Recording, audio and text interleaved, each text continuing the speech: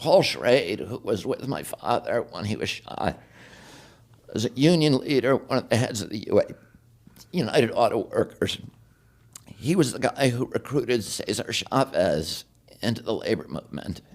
And then he introduced him to my father, and they became best friends. And so Paul was very, very close to my father and was with him. The first bullet that Sirhan fired hit Paul Schrade in the head. And Paul Schrade has never believed that Sirhan killed my father.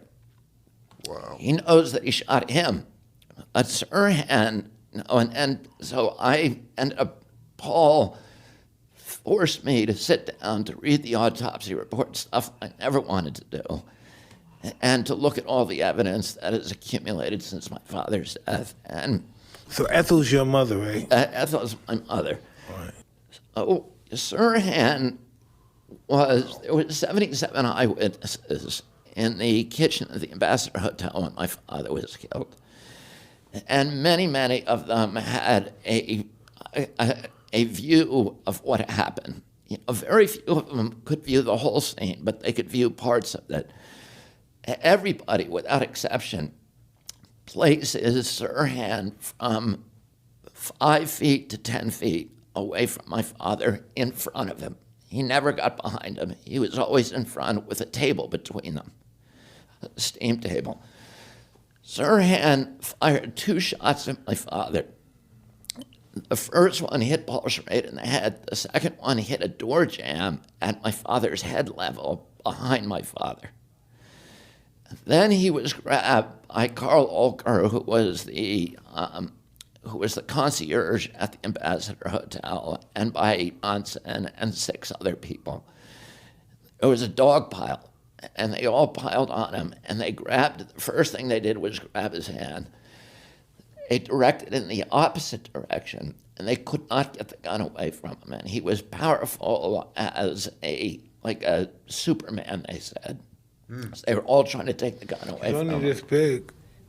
He's a little guy. And he fired 6 shots in the other direction. All of them hit people. One person got hit twice, but all those bullets are accounted for. There were only 8 chambers in his gun. And 2 were fired toward my father and 6 in the opposite direction. And we know what happened to every one of those bullets. My father was shot 4 times. One of the shots, and all 4 times were from behind. What? And with a gun and they were all what the coroner, Thomas Noguchi, said, contact shots. And the barrel of the gun was touching my father when the trigger was pulled. And he had carbon tattoos from all 4 shots. One of the shots went harmlessly through his sleeve and through his shoulder pad. All of the shots were fired from a low angle toward the ceiling. Whoever fired those shots was standing behind him, concealing the gun and firing at the same time that Sirhan was distracting people, essentially. And the person who almost certainly fired those shots was a security guard who was holding my father's arm at that time, called Eugene St. Caesar. And a dozen people saw him with his gun drawn. My father fell back on him, and as he fell, he turned and pulled off Cesar's clip-on tie. Cesar lied to the police about his gun. He told many, many different stories about when he had drawn his gun. He lied. He said he did own a .22. The police didn't talk to him that night, didn't confiscate his gun. The time they talked to him, he said, yeah, I owned a .22, but I sold it a month before the shooting.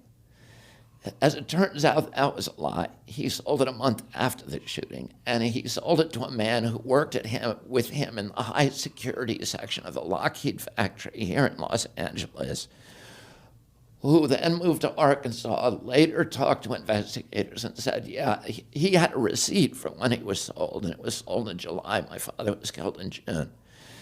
And Cesar told him at that time, this gun was used in a crime, so don't talk to anybody about it. As it turns out, is a CIA asset. He died about 3 weeks ago. And he died in the Philippines, where he's lived for the past 3 decades.